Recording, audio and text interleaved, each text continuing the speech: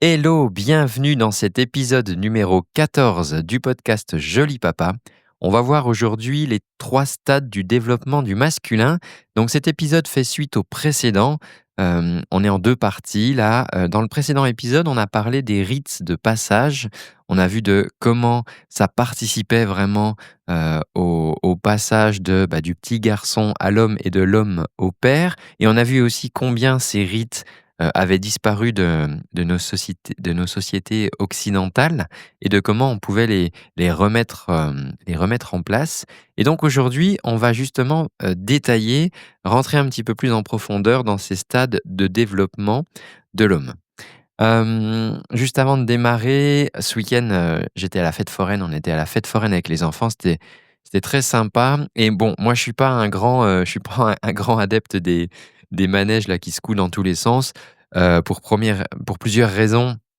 La première raison, c'est que j'ai eu un accident de voiture il y a quelques années qui m'a secoué un peu l'horloge interne, et donc maintenant, si ça bouge un peu, je suis complètement désorienté. Et puis la deuxième, c'est que, comme je suis aussi un hyper contrôlant, je crois que ça ne me va pas tout à fait de se faire secouer dans tous les sens dans des roller coasters. Ce qui est très rigolo, une petite anecdote par rapport à ça, c'est que l'année dernière, on était allé dans un très beau parc d'attractions en Allemagne, du côté de Ravensburg. Et c'était rigolo de voir que quand il y avait des attractions, alors plutôt des activités, je sais pas toi, de la luge, des descentes, dès que ça devenait un petit peu, soit rapide, vertigineux ou un petit peu impressionnant, les enfants, en fait, voulaient monter avec moi.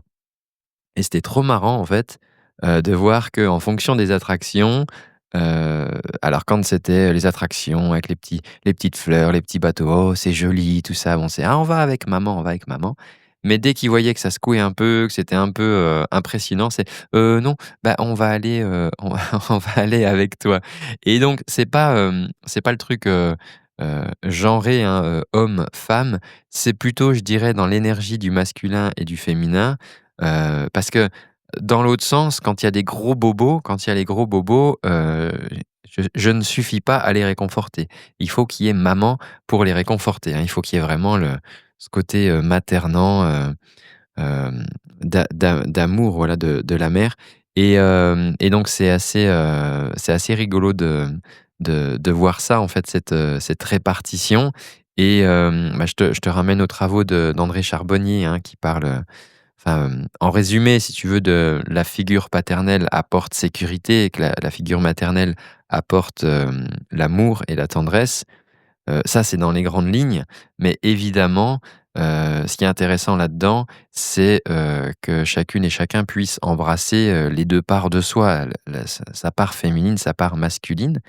Et ce qui est intéressant, c'est que tout est complémentaire là-dedans, mais ça marche que si chacun a sa place. C'est-à-dire que si tu as les 2 parents qui sont, d'un côté, ou les 2 parents de l'autre, ou qu'il y a des rôles qui s'inversent, et ça arrive des fois, des pères ou des beaux-pères qui embrassent vraiment beaucoup plus, qui expriment beaucoup plus cette part féminine, de prendre soin d'eux, heu et de pas se positionner, et qui des fois obligent la maman du coup, de switcher de l'autre côté et d'embrasser beaucoup plus leur part masculine, de se positionner, de fixer les règles, de fixer le cadre.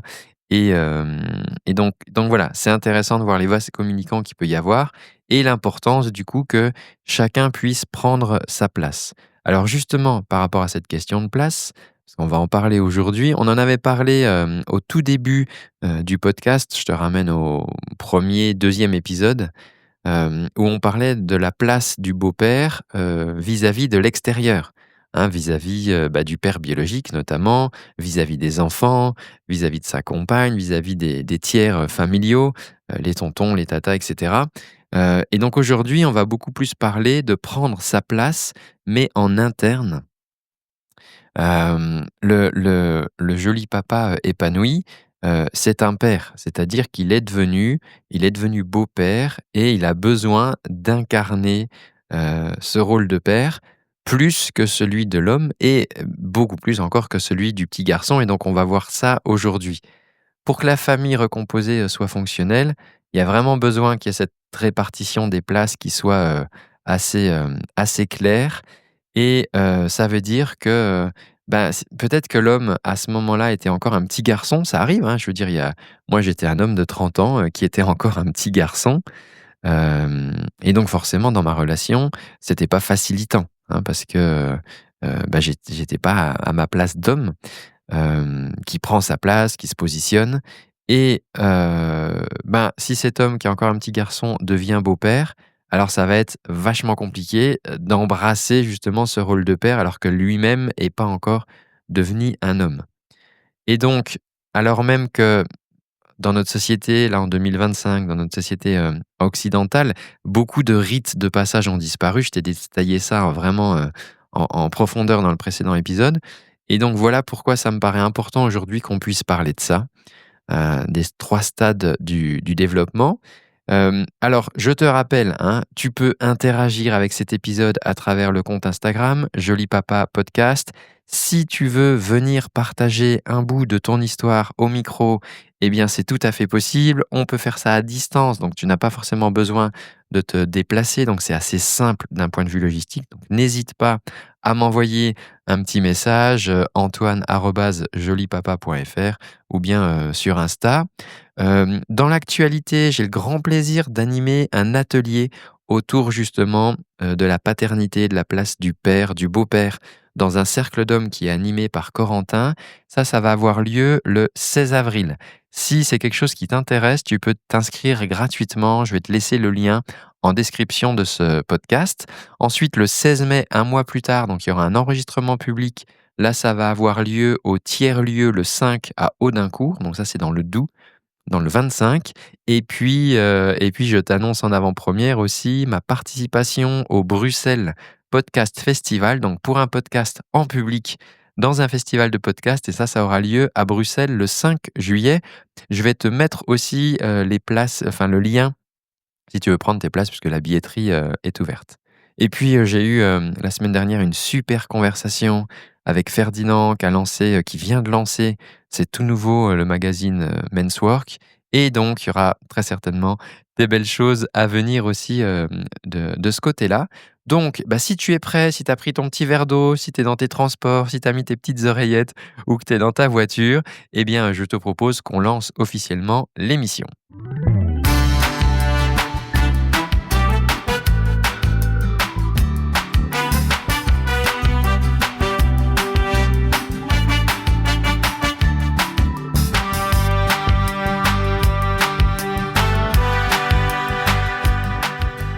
Alors, je me suis carrément fait un petit tableau là en préparant cette émission dans un souci de clarté, pour vraiment bien structurer ma pensée et pour que en audio comme ça je puisse vraiment faciliter, ce passage, d'infos avec toi.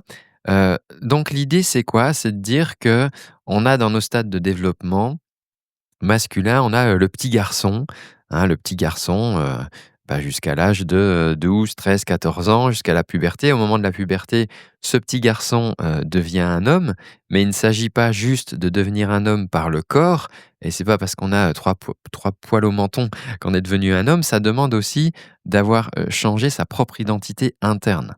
Et on va voir du coup, qu'est-ce qui se joue là-dedans et puis, l'homme va évoluer, hein, va évoluer avec son environnement.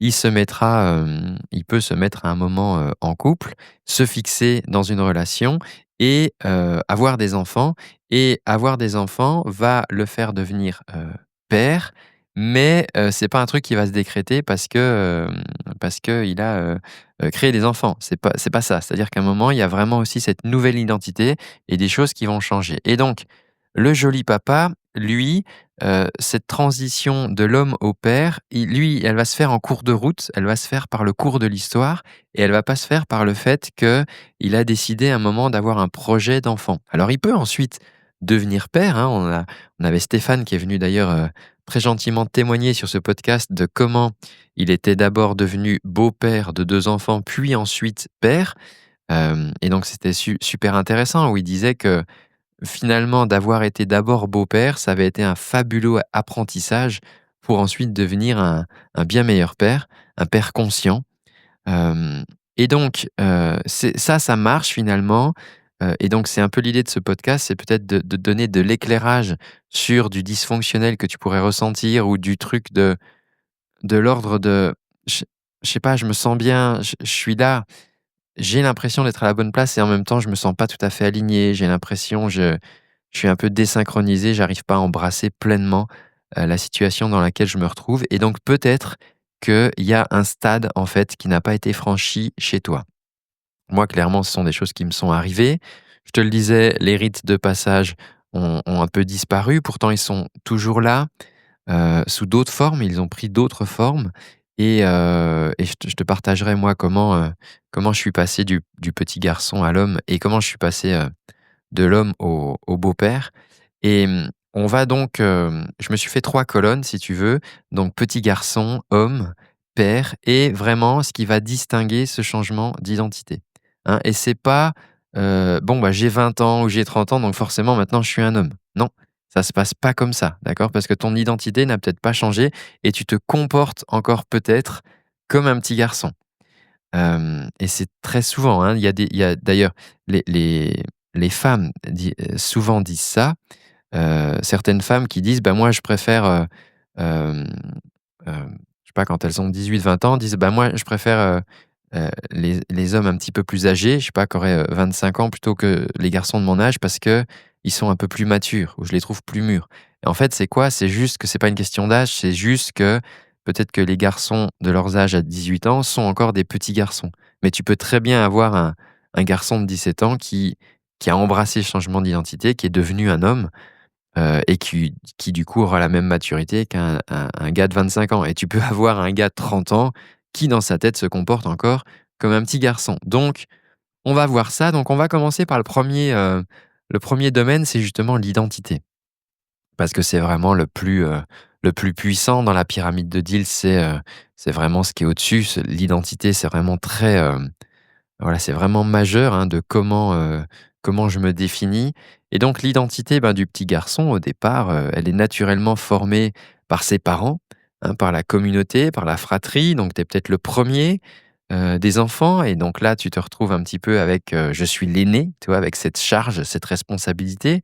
Si tu es un homme, tu es aussi le transmetteur du nom, heu, ce qui du coup ne va pas forcément marcher en devenant beau-père, hein, parce que tu vas pas forcément transmettre ton nom à tes enfants, non biologiques. Et puis, donc en tant que petit garçon, donc, tu es peut-être aussi le petit dernier de la fratrie et ça te donne une place particulière. Souvent les petits derniers peuvent un peu tout se permettre, alors que les premiers, les parents ont mis beaucoup plus d'efforts dessus. Ils lâchent un petit peu plus la bride sur le petit dernier. Alors le petit dernier, il est mignon, bon, il peut faire un peu toutes les conneries. Bon, je stigmatise, mais voilà, il y a quand même souvent des grandes lignes qui se dégagent et donc, ben, le petit garçon, bien naturellement, il dépend de ses parents. Donc, la sécurité, ses parents lui doivent, l'amour, ses parents lui doivent. Quand je dis lui doivent, c'est pas une redevabilité, mais c'est juste que c'est dans l'ordre des choses, qu'il puisse recevoir ça, de ses parents et c'est très rigolo parce que moi je titille des fois un petit peu les enfants pour justement, jauger un petit peu où j'en suis avec eux dans ma relation et des fois ils me disent: «Ah bah tiens, bah tu t'occuperas de nous là, ou tu feras ci ou tu feras ça» et puis je dis: «Ah oui tiens, mais pourquoi au fait?» Et donc cette évidence de dire: «Bah attends, tu notre joli papa», je veux dire, enfin c'est normal quoi, les jolis papas, ils s'occupent de leurs enfants, de leurs beaux enfants et c'est rigolo de voir que, voilà, le rôle est bien défini dans leur tête en fait et ils comprendraient pas que je leur apporte pas cette sécurité, que je participe pas à ça, que je leur apporte pas d'amour dans ce lien qu'on a construit. Et donc le petit garçon et bien donc on il attend la sécurité et l'amour de ses parents et puis, dans son identité, il est le fils de. Il est le fils de et c'est rigolo d'ailleurs de voir que dans certaines, communautés, il y a les enfants qui ont le même nom que le père et qu'on appelle junior et donc c'est, junior, ça veut dire tu es le futur moi, quoi. C'est-à-dire tu es le moi, tu es le futur moi donc pour l'instant tu es junior mais, après tu vas prendre ma place mais par contre, il y en a qui restent juniors toute leur vie. Donc très rigolo, hein, donc dans le nommage aussi. Donc le petit garçon, il est le fils de et puis ensuite, à un moment, le petit garçon va prendre son envol et il va devenir un homme. Donc il va apprendre à se positionner, il va apprendre à créer sa propre identité qui n'est plus forcément, la même que celle de son père notamment. C'était très rigolo par exemple de voir dans la coiffure, hem, de voir, les petits garçons, je sais pas, qui vont se coiffer comme leur papa, et puis à un moment dans leur développement, ils vont prendre, leur propre coiffure. C'est-à-dire qu'ils vont explorer, ils vont essayer de se trouver leur propre style. Hem et donc ça participe à se créer, sa propre identité. L'homme va chercher à tracer sa propre route et donc peut-être qu'il va s'affranchir de la route qu'aura été tracée par les parents. Donc on voit des fois, voilà des enfants d'entrepreneurs où, les parents les ont destinés à reprendre, hein, l'entreprise familiale et puis à un moment, le petit garçon qui devient un homme se positionne et puis dit: «Bah, en fait non, ça va pas être mon chemin. C'est cool votre truc, mais ça va pas être mon chemin. Moi je vais faire ma propre route» et donc en termes de dépendance, il ne dépend plus normalement, il ne dépend plus de ses parents pour assurer la sécurité. Il est capable d'assurer sa propre sécurité pour lui-même et émotionnellement aussi, la grande différence entre l'homme et le petit garçon, c'est que l'homme est capable de se prendre en charge émotionnellement. Il est capable d'assurer sa propre sécurité émotionnelle et ne plus dépendre des autres.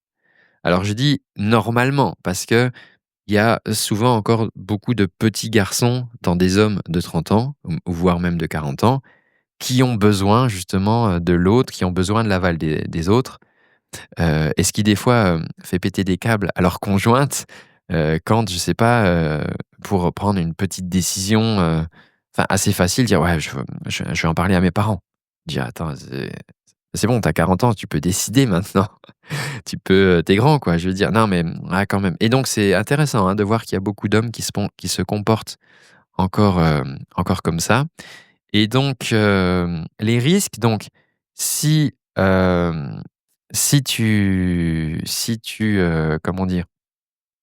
Si tu restes encore un petit garçon et donc que tu te comportes comme tel, ça va être difficile d'attirer à toi de véritables femmes. Parce qu'il est probable que du coup, dans ton corps d'homme, mais avec ton identité de petit garçon, tu risques d'attirer à toi des femmes mamans. Enfin, c'est des femmes qui vont avoir envie de prendre soin d'un petit garçon, hein, même si elles ont pas d'enfant. C'est-à-dire c'est toi qui va être l'enfant.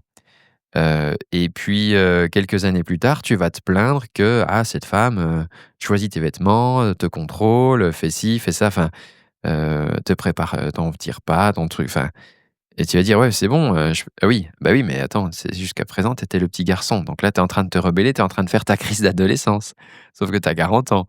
OK, donc ça va être intéressant dans la dynamique.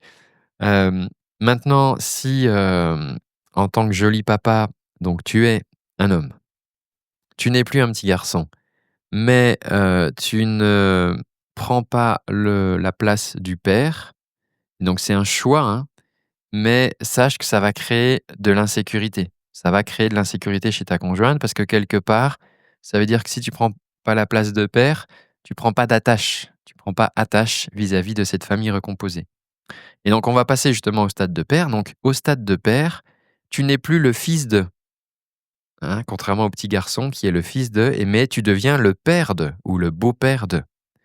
Donc là, il y a une véritable transition, identitaire qui va se faire, hein, très profonde, avec beaucoup de questionnements qui peuvent venir. Moi, ça m'a apporté énormément de questionnements.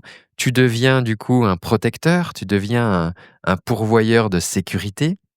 Donc de sécurité, autant de sécurité, physique, de sécurité, matérielle ou de sécurité émotionnelle. Je ne dis pas que c'est l'unique rôle de l'homme. Bien sûr que la femme peut apporter aussi tout ça. Mais en tout cas, c'est quelque chose qui va distinguer le père de l'homme, c'est que, hem, voilà, tu n'es plus le fils de, tu deviens le père de. Hem, je prends si ça c'est défaillant, heu, il est possible que tu te retrouves avec des fois des enfants qui deviennent le parent de l'adulte.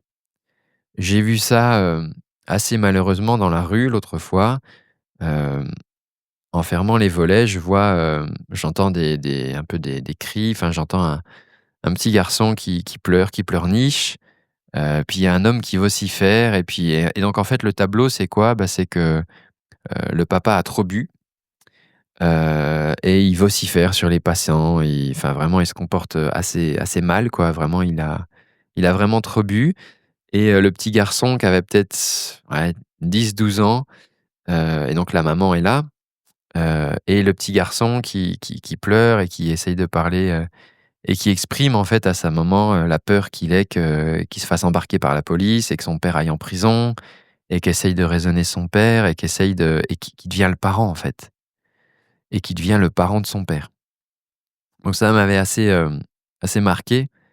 hem et c'est pas un jugement, hein, par rapport à l'alcool. Cet homme avait très certainement ses raisons de se mettre dans cet état-là, mais force est de constater qu'à ce moment-là, les rôles étaient inversés, et l'enfant devenait le parent. Alors le risque là-dedans, si toi-même en tant que beau-père, tu as des beaux enfants, mais que tu as pas embrassé ce stade de père, et que sous plein de formes, c'est eux qui deviennent ton parent, c'est qu'ils vont certainement avoir envie de se barrer le plus vite possible, parce que des enfants ou des ados, ils ont pas forcément envie de devenir parents avant l'âge, quoi. Et donc ça explique des fois, des départs assez tôt, de la famille, du noyau familial, parce que les enfants, ils ont envie de ils ont envie d'être encore un peu des enfants, et pas de devenir les parents de leurs propres parents.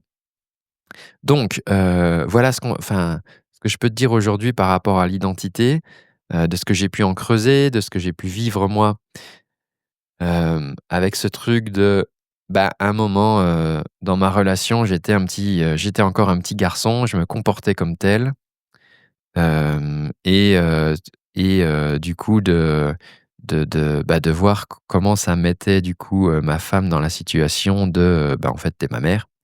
Et avec, toutes les problèmes, les difficultés que ça peut apporter dans le couple. On va parler maintenant des valeurs. Alors, les valeurs, c'est quelque chose qui est vraiment important parce que c'est vraiment la boussole de vie, les valeurs, hein. C'est vraiment ce qui va, quand on va faire des choses, et des fois des choses incompréhensibles, c'est souvent parce que ça correspond à un réalignement des valeurs. Les crises de la, trentaine, la quarantaine, la cinquantaine, c'est un réalignement des valeurs. C'est-à-dire qu'à un moment, on s'est éloigné de ses valeurs, on vit plus selon ses valeurs, et à un moment, on pète un câble, et on envoie plus ou moins, tout valdinguer.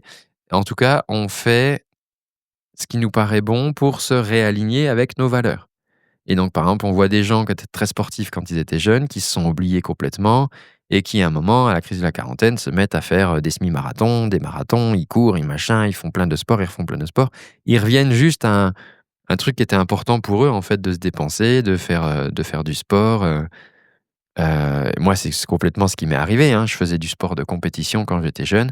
Ensuite, c'est passé carrément entre parenthèses, et jusqu'à m'apercevoir combien c'était important pour moi de faire du sport, et de pouvoir en faire quasiment tous les jours.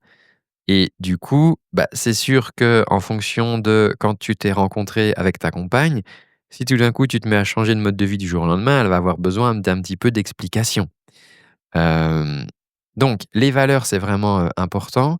Le petit garçon, lui, en fait, il apprend, hein, il apprend à travers les valeurs de la famille. C'est-à-dire que la famille va lui transmettre son prisme de la vie, de comment elle voit la vie, de quelles sont les valeurs, familiales, et donc il va apprendre, alors soit par la transmission ou soit par, l'imprégnation, il va apprendre des valeurs. Typiquement, des parents qui diraient: «Oh, tu sais, il faut pas mentir», mais qui mentent tout le temps, et l'enfant voit le parent mentir tout le temps. Exemple, les parents vont inventer un bobard, pour que les enfants, ratent l'école, et d'ailleurs ils vont dire aux enfants, qu'il faudra raconter le même bobard à la maîtresse. Bon, là clairement, tu es en train d'apprendre qu'on peut mentir dans la vie, c'est pas un problème.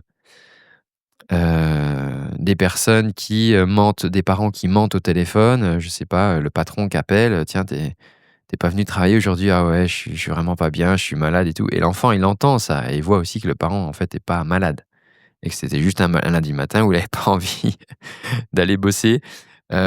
Donc attention à ça.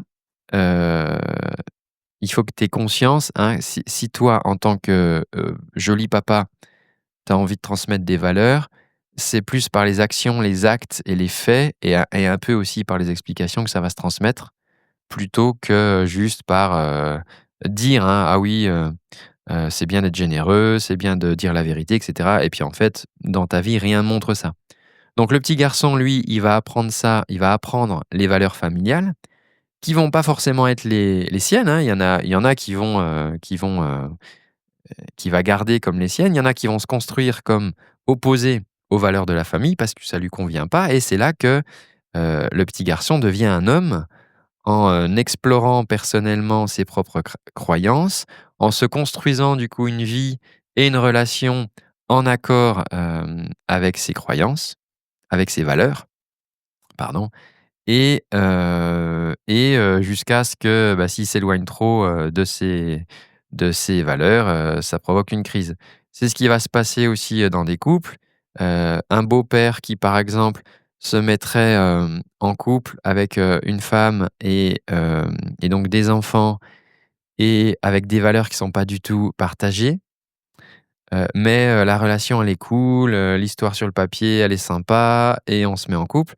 Ouais, mais sauf qu'à un moment tu t'aperçois que peut-être tu vis dans une prison de valeurs parce que tu vis dans des valeurs qui sont pas les tiennes. Je sais pas, imaginons que tu t'aperçois par exemple que ta compagne, je sais pas, est raciste par exemple et toi c'est quelque chose qui est pas acceptable chez toi mais bon au début tu dis: «Ah non, bah, elle a dit ça comme ça, je sais pas» et puis finalement tu t'aperçois qu'il y a de plus en plus de remarques: «Ouais, les étrangers ci» ou même que c'est des choses qui sont ramenées à l'école: «Ouais, il y a un machin qui m'a tapé à l'école. Ah oui, il était de quelle origine? Ah bah, à mon avis, enfin tu vois? Et là tout d'un coup tu dis: «Attends, attends, attends en fait, c'est je suis ça me convient pas du tout» et on peut se retrouver comme ça avec des histoires où il y a des beaux-pères donc qui vont être, bon bah là, bien étiquetés de salauds, parce que, qui tout plaquer du jour au lendemain, mais parce qu'à un moment, en fait, il y a un débordement de dire: «En fait, attends, attends, attends, je vis complètement à côté de mes valeurs» et donc il y a un réalignement des valeurs qui va se faire.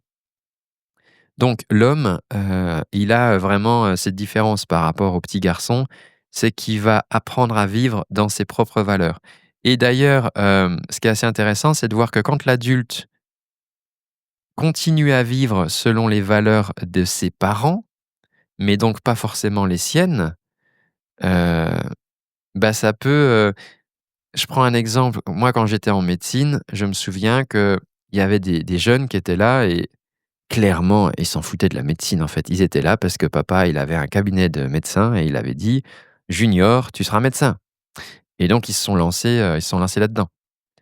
Hem, mais ils avaient enfin, pour eux, c'était que de la galère, en fait, parce que les études sont difficiles. Les conditions de travail peuvent l'être aussi, c'était que de la galère. Mais tant qu'ils se plient aux valeurs familiales, bah, ils vont faire peut-être 5 ans, 10 ans, jusqu'à s'attirer, des maladies, des troubles, somatiser des choses, et à un moment peut-être, tout plaquer du jour au lendemain. C'est rigolo, j'entendais une interview de Edgar Yves qui fait c'est un comique qui fait du stand-up et justement, il parlait de ça, lui, comment, au début, bah, il a suivi un peu le chemin, de son père en faisant des études d'avocat et cetera et puis en licence d'avocat, il plaque tout pour, faire du stand-up. Donc forcément, grosse incompréhension dans la famille, dire: «Bah, en fait, attends, la voie, elle était toute tracée là, tu avais l'air d'accord, tu jouais le jeu, tu suivais la ligne», et de tout plaquer. Donc l'homme, il a cette caractéristique par rapport au petit garçon et là, c'est une vraie, preuve, je dirais, du stade de l'homme, c'est que l'homme vit selon en adéquation avec ses valeurs versus le petit garçon qui vit encore dans les valeurs, des autres, de sa famille. Et puis le passage de l'homme au père, c'est quoi? C'est que, bah, le père devient celui qui va transmettre à son tour des valeurs.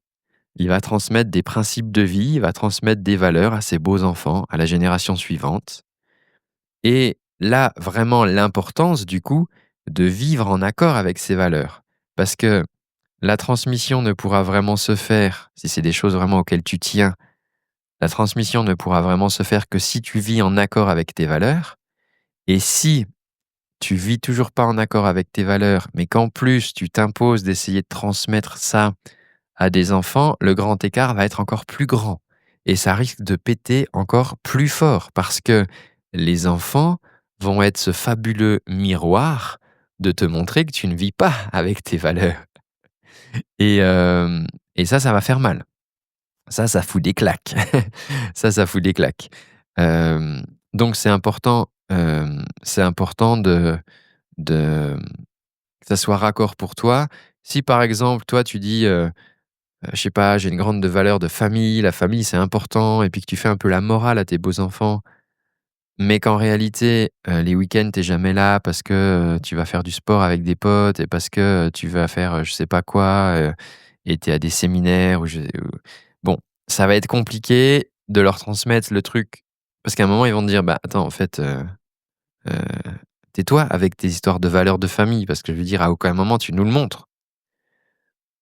Heu, mais ça peut être aussi enfin, je veux dire, ça peut être possible aussi, le week-end, d'être absent, de faire des je sais pas, de du sport ou des choses avec une valeur famille, mais aussi d'expliquer que, bah, si, je sais pas, tu as des rendez-vous business, c'est aussi ce qui te permet d'avoir une certaine sécurité financière et peut-être d'être plus là aussi dans la semaine et de peut-être donc toi, il y a besoin d'explications. Ça va être intéressant qu'il y ait des explications, mais c'est clair que si, hem, tu deviens beau-père, tu es encore le petit garçon, c'est-à-dire que tu vis dans les valeurs, familiales, donc qui sont pas forcément les tiennes et que tu essayes de transmettre ça comme un passe-plat et que donc toi, tu vis en désaccord avec ces valeurs, ça va gripper et ce que je te partage là, ce sont toutes des choses que j'ai vécues, des choses que j'ai vécues et j'ai bien vu que quand je suis devenu, heu devenir un homme m'a demandé de vivre beaucoup plus en adéquation avec mes valeurs, très clairement. Mais devenir un beau-père, ça m'a demandé en plus de les assumer vis-à-vis des autres. C'est-à-dire que en devenant un homme, je me suis construit une vie en vivant à travers mes valeurs. Mais c'est un travail de tous les jours d'ailleurs. Parce que la société, parce que l'extérieur pourrait des fois t'imposer une autre norme. euh, mais en devenant père, ça rajoutait un deal et j'ai bien vu ce shift que j'ai dû faire, de dire: «OK, si je veux transmettre ces valeurs-là, je veux dire, c'est aussi ma mission de les incarner. Si je veux transmettre qu'on peut vraiment faire ce qu'on veut dans la vie et vivre ses rêves plutôt que de rêver sa vie», c'est ce qui est un de mes mantras. J'explique ça aux enfants et on a un tableau de rêve à la maison. Hem, «OK, Antoine, tu te dis ça, mais est-ce que tu es capable de le faire?» Et donc c'est un superbe fuel, en fait, hein, de d'arriver à faire ça ou alors de me retrouver petit garçon: «Ah oui, mais tu sais, moi j'ai pas eu de chance» ou alors: «Ah bah oui, mais moi on m'a dit que c'était comme ça et puis on m'a conditionné donc j'ai pas pu faire ce que je voulais». Non, non, non, c'est pas c'est pas ce que j'ai envie de transmettre et donc ça m'a donné, ouais, un cap supplémentaire de devenir beau-père, de dire: «OK, incarne encore plus les valeurs que tu veux transmettre». Parlons des relations sociales. J'espère que ça peut-être ça te donne un éclairage. Je te dis pas ça comme des règles intangibles, hein, d'accord?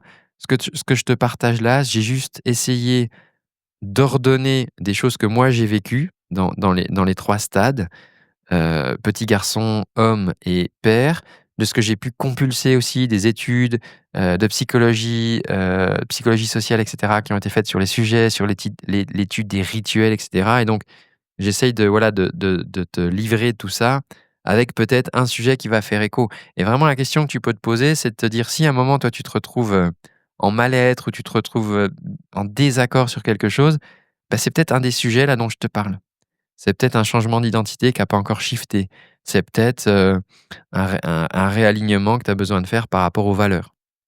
Toi, ça, c'est des choses, typiquement qu'on peut voir dans un accompagnement individuel. C'est on va mettre le doigt là-dessus et ça m'est retrouvé l'autre coup avec, une femme, ça m'est arri c'est on a mis le doigt dessus en disant: «Mais en fait, ton conjoint, là, très clairement, se comporte comme un petit garçon et toi, tu te comportes comme une maman vis-à-vis de lui». Donc en fait, bah, oui, ça crée du bazar parce qu'au lieu d'être 2 parents et des enfants, bah, en fait, il y a toi qui es parent et puis il y a 3 enfants. Donc ben, vis-à-vis de tes attentes, ça marche plus. Alors, on va poursuivre au niveau donc des relations sociales. C'est quoi la différence entre le petit garçon, l'homme et le père? Dans les relations sociales, donc, bah, le petit garçon, il est dépendant aux parents, il apprend par imitation, hein, il regarde comment font les grands Hem et puis, il est un peu, ses relations sociales sont un petit peu, imposées. L'homme, lui, va créer son indépendance, il va créer des liens avec ses pairs, d'homme à homme. Il va, peut-être se mettre en couple avec une femme ou avec un homme dans le cadre d'un couple homosexuel. Il va se mettre en couple donc avec une personne dont la qualité finalement va un peu dépendre de son stade de développement. C'est-à-dire que si l'homme est resté un petit garçon, il est fort probable qu'il attire à lui une femme qui a un petit peu ce rôle de maman en elle, qui elles vont prendre soin de leur homme comme d'un petit garçon. À l'inverse, s'il est vraiment un homme, ils vont attirer à eux vraiment une femme et une femme qui cherche à à à à entrer en lien avec un homme. Heu, Ensuite, la distinction entre l'homme et le père, c'est que le père, lui, va commencer à développer un style de soin unique et qui va être différent de celui de sa partenaire. Il va être complémentaire de celui de la maman, parce qu'il devient un coparent, d'accord? On forme une nouvelle équipe. Avant, on était peut-être des amants, heu, on était, hem, on était conjoints l'un de l'autre. Maintenant, on devient coparents. Si par contre, hem, ce joli papa n'embrasse pas ce rôle de père, comme je te le disais précédemment, et qui reste un homme, donc un homme qui, ne dépend plus de ses parents, mais qui, ne laisse non plus personne dépendre de lui, donc les enfants, et bien ça risque de créer de l'insécurité, chez la femme avec qui tu es parce que et ça, parce qu'elle, elle va se dire: «Mince, je sens en fait que j'ai pas un coparent avec moi, j'ai un homme». Donc quelqu'un qui peut-être pourrait chercher à avoir des enfants un jour et du coup peut-être pas avec moi ou, quelqu'un qui se fixe pas en fait dans la famille recomposée. Quelqu'un qui reste un homme, sans lien de dépendance et je te parle pas de dépendance, toxique, hein, je te parle là d'être en lien donc tu as compris, un petit enfant, il est dépendant de ses parents pendant un temps. Hem et donc ça pourrait conduire cette femme, qui se sent pas en sécurité justement avec cet homme, parce qu'il est pas devenu père, à chercher cette sécurité ailleurs et on a des fois des cas d'adultère qui sont pas une idée d'être volage, c'est juste qu'à un moment, la personne va aller chercher, quelque chose qu'elle trouve pas, dans son homme ou alors, il y a aussi un petit risque chez, par exemple, hem, l'homme qui serait, célibataire, enfin le papa célibataire, de s'attirer à lui une petite fille, une femme qui soit un petit peu une femme enfant. Donc ça, c'est par rapport aux relations sociales. Dans les responsabilités, Hem, là, il y a un truc important dans les responsabilités. Donc le petit garçon, lui: «C'est pas ma faute». «Oui, mais c'est parce que», donc le petit le petit garçon, sa responsabilité est très limitée, bien souvent, quand on lui pose une question, il répond déjà par une justification ou par une excuse.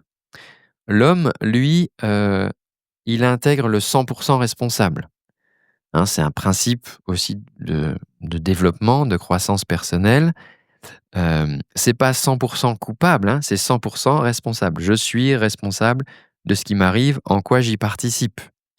Donc, je sais pas, tu te plains: «Ah oui, mais le père biologique, tu te rends compte, il fait ci, il fait ça, il machin». OK, là, tu es en train de te plaindre, tu te comportes en petit garçon, c'est pas de ta faute, c'est que toute sa faute. Non, tu es un homme, 100 responsable, tu as le droit d'aller te positionner, tu as le droit d'aller, t'expliquer. Tu as le droit de dire ça oui, ça non, de fixer ton cadre, 100 responsable. Le père, lui, il a une responsabilité, donc 100 responsable vis-à-vis de lui, mais 100 responsable aussi maintenant vis-à-vis des enfants et une responsabilité aussi d'équilibrer entre, le curseur qu'il veut régler entre, son travail, la famille, ses amis, sa spiritualité. Il va régler ce curseur-là plutôt que de subir, de dire: «Ah ouais, c'est sûr que maintenant, avec les enfants, c'est plus comme avant». Mais style, toi, je le dis en me plaignant, quoi. Comme si j'étais pas 100 responsable du truc. Non, tu es 100 responsable de comment tu veux régler le curseur et de comment tu l'assumes. Si tu veux passer tout ton temps dans ton business, dans ta startup, dans ton truc, ça marche aussi. C'est juste que tu prends cette responsabilité-là d'assurer peut-être une sécurité financière, mais pas émotionnelle, d'en prendre aussi les claques qui arriveront à un moment ou des reproches qui arriveront. Mais si toi, c'est ton deal, quoi. Je veux dire, mais ça passe par du 100% responsable envers moi-même et 100% responsable envers les tiers, donc là, envers les enfants et ta compagne. Il me reste encore 2 choses à explorer, ce qui sont les comportements. Qu'est-ce qui diffère entre un petit garçon, un homme, un père et puis, qu'est-ce qui diffère dans le développement, émotionnel? Donc on va avancer là-dedans. J'espère que c'est pas trop lourd. C'est peut-être pas évident en audio. C'est vrai peut-être que dans un atelier, ça serait peut-être plus, congruent parce qu'on pourrait, échanger. Donc voilà, picore, prends ce que tu peux là-dedans. On se fait une petite pause musicale et on se retrouve tout de suite pour la suite.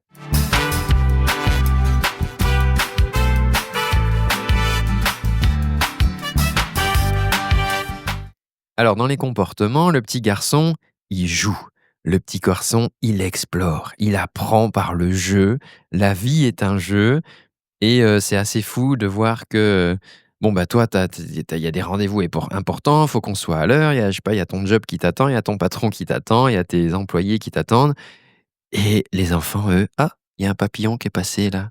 Ah, il est rigolo le papillon. Alors que toi, toi, t'as qu'une hâte, c'est qu'ils mettent leurs chaussures pour qu'on puisse y aller. Mais dans le comportement, l'enfant, la vie est un jeu. Quand tu deviens un homme, là, il y a beaucoup plus d'affirmation de soi et aussi des prises de risques, des choses qui vont être faites pour protéger ce statut d'homme. Là, il y a un petit peu plus d'ego qui va venir se construire, et qui est peut-être l'ego qui va te faire dire merde à ton associé ou au patron, qui peut-être va t'emmener à, mmh, à faire, comment dire? À faire des sports, un peu à risque, à faire des extravagances, enfin, comme une sorte de preuve que maintenant tu es plus un petit garçon, tu es un homme. Et puis, le père, lui, c'est un homme qui va savoir adapter son comportement. Il va savoir adapter son comportement selon l'enfant, selon, le tempérament de l'enfant, et donc il va explorer ça, explorer, comment il peut, aider, l'enfant au mieux et donc maintenant dans son rôle de père et plus dans son rôle uniquement d'homme et puis, ses comportements vont être au service de l'enfant. Moi, j'ai l'exemple de mon père, par exemple, qui, quand ma sœur est née, a dit: «Bon, je vais arrêter l'alpinisme». Il faisait des sommets. Il dit: «Je vais arrêter l'alpinisme parce que le bonheur que ça me procure qui est intense et en même temps le risque que ça me fait prendre, hem, de créer des orphelins, bah non, ça m'intéresse plus». Je préfère, que mes enfants aient un père, plutôt que de m'éclater avec l'alpinisme. Donc toi, il y a des choses, au volant, c'est pareil. Je vois des fois des hommes au volant, mais qui se comportent, enfin c'est chaud des fois. Enfin, je veux dire et surtout quand tu vois les 2 sièges bébés derrière et les enfants. Enfin, toi, je veux dire des conduites à risque, doubler sur une ligne blanche, de forcer le passage et cetera. Bon, OK, ça, c'est peut-être du comportement de mec, mais ça te concerne si tu es tout seul dans ta voiture et tu fais prendre un risque aux autres. Mais quand en plus, tu as les sièges enfants à l'arrière, non, ça, c'est pas le comportement d'un père. Ça veut dire qu'il y a un switch qui s'est pas fait là. Tu es encore obligé de te battre pour défendre ton ego, ton statut d'homme.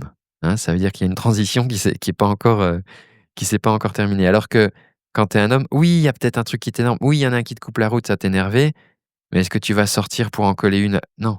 Tu vas réfléchir peut-être et te dire: «OK, cool, ça va rien changer à ma journée et mes enfants, ils ont plutôt besoin d'un joli papa qui soit là plutôt que d'un joli papa en prison». Bon, ça nous emmène à la gestion des émotions. La gestion des émotions, le petit garçon, bah, il va exprimer, de manière très spontanément ses émotions et les subir un petit peu, hein, comme un petit animal, une petite bête. Donc ces gens qui rient, ces gens qui pleurent: «Ah, je suis colère. Ah, je suis joie. Ah, je suis triste». Ça va très vite et il vit ses émotions. L'homme va apprendre à gérer ses émotions. Alors, là, il y a un truc intéressant, important. Ça ne veut pas dire de refouler ses émotions. C'est un risque qu'il y a dans la construction de l'homme, de refouler ses émotions et du coup, c'est un truc qu'on travaille en coaching, c'est de dire: «Attends, ces émotions, elles sont là, arrête de les refouler parce qu'en fait, tu es en train de t'empêcher d'être toi». Et on va définir son identité, émotionnelle et avec ce côté adulte de: «OK, je vais gérer plus mes émotions». Le petit garçon à qui on pique le jouet et qui colle une tarte, au petit copain, OK, ça c'est une gestion des émotions enfant, qui est la même si on te fait une queue de poisson et tu sors de ta voiture au feu rouge pour aller foutre un coup sur le capot de la voiture de l'autre. OK, ça c'était tu toujours un petit garçon là, dans la gestion de tes émotions. D'accord?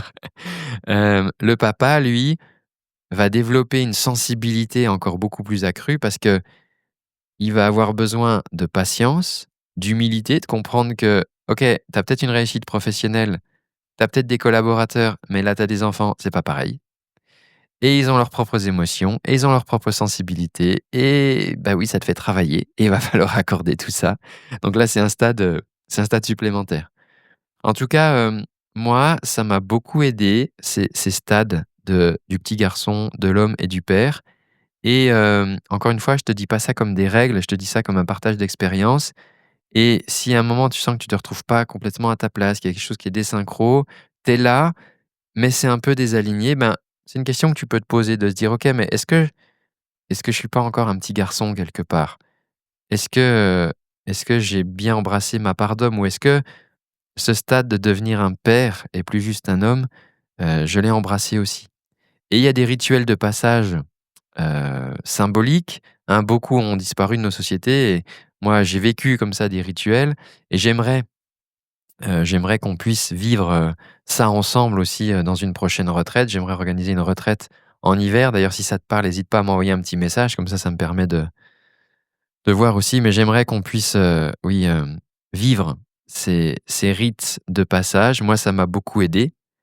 Ça m'a beaucoup aidé. Je te partageais par exemple, le tout premier anniversaire de Joli Papa qui m'a été fêté par les enfants et qui sont venus me remettre, il y avait presque un cérémonial, c'était magnifique. Ils sont venus me remettre un à un leurs dessins avec des petits cœurs, des petites fleurs, des grabouillis, des trucs et moi, ce truc-là ça m'a fait switcher. Je suis devenu un père à ce moment-là, j'étais plus juste un homme. Et ça a adouci, enfin ça a été ouais, ça a vraiment donné un cap magnifique à cette belle paternité.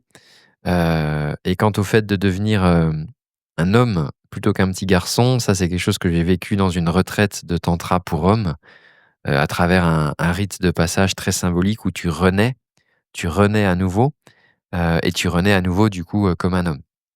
Et donc j'aimerais vraiment, ouais, qu'on puisse explorer ensemble ces rites, qu'on puisse mener ensemble des rituels dans la retraite, cet hiver, voilà, si ça a lieu. Hem, mais hésite pas à mettre un petit message si c'est quelque chose qui t'interpelle. On aura le temps de s'en reparler. Alors on va parler, je voudrais qu'on termine ce podcast en parlant des lignées, de généalogie, de ta place dans l'arbre. On a parlé alors là, ça va te paraître peut-être un petit peu plus perché, donc tu prends pas. Voilà, c'est, c'est comme un buffet. On a parlé, des naissances, hein, dans le précédent épisode. La naissance des enfants peut être un rite de passage pour certains hommes, où il y a même, tu sais, à la maternité, on te propose de couper le cordon. Il y a ou le pot à pot et de sentir tout d'un coup ce petit cœur qui bat contre toi. Ça peut être un rite, vraiment un rite de passage, de passer de l'homme au père. Et donc toi, en tant que beau-père, en tant que joli papa, bah, tu pas eu ça, tu pas bénéficié, du rite de la naissance, de l'accouchement. Tu pas là. Hem, Par contre, pour autant que tu n'aies pas assisté aux naissances, tu as peut-être, par contre, vécu des décès. Heu et peut-être que ces décès ont pu faire quelque chose d'autre de toi. C'est-à-dire que si la naissance de tes beaux enfants n'ont pas forcément fait de toi un père, peut-être que la mort de ton propre père pourrait faire de toi un père ou pourrait faire de toi un homme si tu es encore un petit garçon. Hem, Quand le fils perd son père, il devient le patriarche, il devient le porteur du nom et peut-être même qu'il porte la responsabilité de poursuivre la lignée. C'est quelque chose que j'ai vécu, heu, quand mon père est mort, hem je me suis retrouvé la responsabilité d'animer la cérémonie, hem et les gens, venaient, donc m'adresser leurs condoléances, heu et certains me disaient et les hommes souvent me disaient ça, ils me disaient: «Alors ça y est, maintenant c'est toi». Moi, j'avais du mal à comprendre cette phrase. «Ah ça y est, c'est donc en fait, ça y est, c'est toi maintenant, c'est toi le porteur du nom, c'est toi le chef de famille, c'est toi le patriarche, quoi». Et j'avais beaucoup de mal avec ça parce que déjà, j'avais beaucoup de mal avec la mort de mon père à ce stade, à ce moment-là, qui avait été très rapide et inattendu, et donc je voulais pas ce rôle, en fait. Je ne voulais pas de ce rôle. Tu deviens le porteur du nom, tu deviens, la responsabilité de poursuivre la lignée alors que j'avais pas d'enfant, et pas eu la possibilité d'en avoir et du coup, ben, je me suis retrouvé dans une sorte de vide. J'allais dire un vide juridique, mais c'est pas juridique, mais c'est-à-dire dire: «OK, ben, je suis plus le fils de», toi, c'est ce que je t'expliquais avant. Je suis plus le fils de, mais je suis pas non plus devenu le père de. Donc je suis qui là-dedans? Et donc j'ai appris à devenir juste un homme, que j'étais, heu et ce qui est intéressant, c'est que de voir que les enfants de sang je sais qu'il y a des hommes qui attachent beaucoup d'importance à ça, les enfants de sang et qui ont du mal à embrasser un rôle de beau-père parce que c'est pas les leurs.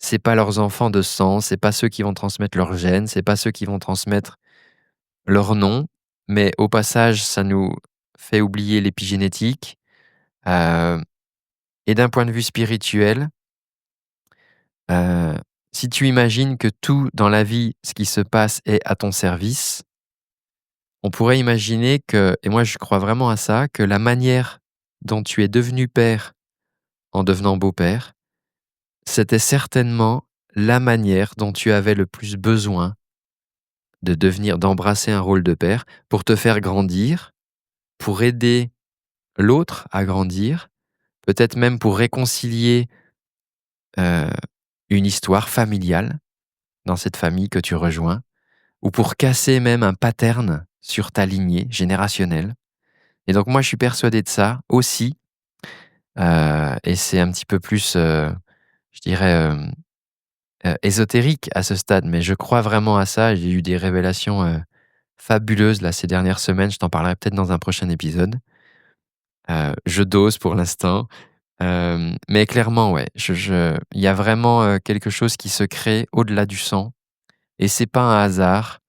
Comme on dit, il y a pas de hasard, il y a que des possibilités et je crois que c'est pas un hasard si à un moment tu arrives dans la vie d'une femme qui a déjà des enfants, avec qui tu vas créer cette famille, tu vas devenir coparent. Je crois qu'il y a quelque chose qui se joue, de plus grand que soi, de plus grand que nous, à ce stade. Donc voilà, on va terminer sur cette petite, voilà, cette petite fin un petit peu plus you, je me rends bien compte, mais en même temps, il y a des choses vraiment très profondes là-dedans, hein, hem, et souvent, hein, à la mort des parents, il y a des trucs qui se jouent donc c'est pour ça que je te pose cette question aujourd'hui. Est-ce que tu es bien parti du petit garçon à l'homme? Est-ce que, est-ce que de l'homme tu es devenu père? Ce qui se passe, c'est que des hommes qui sont restés petits garçons, heu, quand leur père décède, c'est l'horreur en fait. Parce qu'ils perdent pas seulement leur père, mais ils perdent leur statut de petit garçon et ça peut être très compliqué et comme je te le dis, moi, c'était mon cas, hein, j'étais encore un petit garçon, hem et j'étais pas un père et tout d'un coup, mon père, disparaît et du coup, je sais plus où je suis, quoi. Je sais plus qui je suis et donc voilà, ce sont des choses sur lesquelles j'ai travaillé et des choses que j'aurais à cœur de te transmettre si on peut se rencontrer, dans une retraite, par exemple, ou pourquoi pas dans un accompagnement, individuel. Bon, on aura le temps d'en reparler. Pour conclure cet épisode de podcast, donc on a parlé des 3 stades de développement, donc le petit garçon, l'homme et le père, donc le beau-père, puisque nous sommes chez les jolis papas. On a vu que dans le précédent épisode, il y avait des rites de passage qui avaient disparu aujourd'hui de nos sociétés modernes, mais des rites de passage qu'on pouvait recréer ou des rites de passage symboliques que tu pouvais, identifier dans ta vie et donc ça, bah, ça va t'aider finalement à ce que tu puisses embrasser, prendre ta place encore plus, créer ta place, te sentir à ta place et bah, pour construire, une belle relation épanouie de famille recomposée. Donc n'oublie pas, si tu veux venir partager ton histoire, ton expérience, envoie-moi un petit message sur Insta, c'est jolipapa-podcast. Le cercle d'hommes, donc le 16 avril, je te mets le lien dans la description. C'est gratuit, tu peux participer librement. Ça va être un atelier de 2 heures que je vais co-animer avec Corentin. On va aussi faire un enregistrement public du podcast, donc le 16 mai à Audincourt dans le Doubs, et puis le Bruxelles Podcast Festival le 5 juillet, donc à Bruxelles. Et je te mets aussi le lien si tu veux prendre tes places. Voilà, je t'envoie toute ma force d'homme, avec tout mon amour de joli papa. Je sais que tu vas pouvoir construire vraiment une magnifique euh, euh, relation de coparents, de coparentalité dans une famille recomposée qui est la tienne. Et j'ai la certitude qu'ensemble, on va trouver ce chemin. À tout bientôt. Ciao.